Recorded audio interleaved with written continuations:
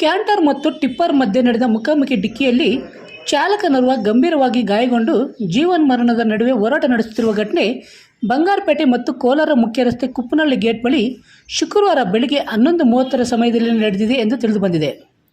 ಸ್ಟ್ಯಾಂಡನ್ನು unload ಮಾಡಿ ಕೋಲಾರ ಕಡೆಯಿಂದ ಬಂಗಾರಪೇಟೆಗೆ ಹೋಗುತ್ತಿದ್ದ ಟಿಪ್ಪರ್ ಲಾರಿ ಹಾಗೂ ಬಂಗಾರಪೇಟೆಯಿಂದ ಕೋಲಾರ ಕಡೆ ಬರುತ್ತಿದ್ದ ಕ್ಯಾಂಟರ್ ನಡುವೆ ಮುಖಾಮುಖಿ ಡಿಕ್ಕಿಯಾಗಿದೆ. ಎರಡು ವಾಹನಗಳ ಮುಂಭಾಗ ಸಂಪೂರ್ಣ ಜಖಂಗೊಂಡಿದೆ.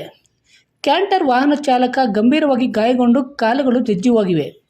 ತಲೆಗೆ ಬಲವಾದ ಏಟು ಬಿದ್ದಿದ್ದು ವಾಹನದಲ್ಲಿ ಸಿಕ್ಕಿಕೊಂಡಿದ್ದ ಈತನನ್ನು ನಾಗರಿಕರು ರಕ್ಷಿಸಿ ಹೆಚ್ಚಿನ ಚಿಕಿತ್ಸೆಗಾಗಿ ಕೋಲಾರದ ಜಿಲ್ಲಾಸ್ಪತ್ರೆಗೆ ರವಾನಿಸಿದ್ದಾರೆ. ಚಾಲಕನ ಸ್ಥಿತಿ ಗಂಭೀರವಾಗಿದ್ದು ಗಾಯಾಳು ಬಗ್ಗೆ ಹೆಚ್ಚಿನ ಮಾಹಿತಿ ಲಭ್ಯವಾಗಿಲ್ಲ. ಘಟನಾ ಸ್ಥಳಕ್ಕೆ ಬಂಗಾರಪೇಟೆ ಪೊಲೀಸ್ ಇನ್ಸ್ಪೆಕ್ಟರ್ ದಯಾನಂದ ಮತ್ತು ಸಿಬ್ಬಂದಿ ಭೇಟಿ ನೀಡಿ ಸ್ಥಳ ಪರಿಶೀಲನೆ ನಡೆಸಿ ಮುಂದಿನ ಕ್ರಮ ಕೈಗೊಂಡಿದ್ದಾರೆ. V. Shivareddy, CTV news, Bangarpet.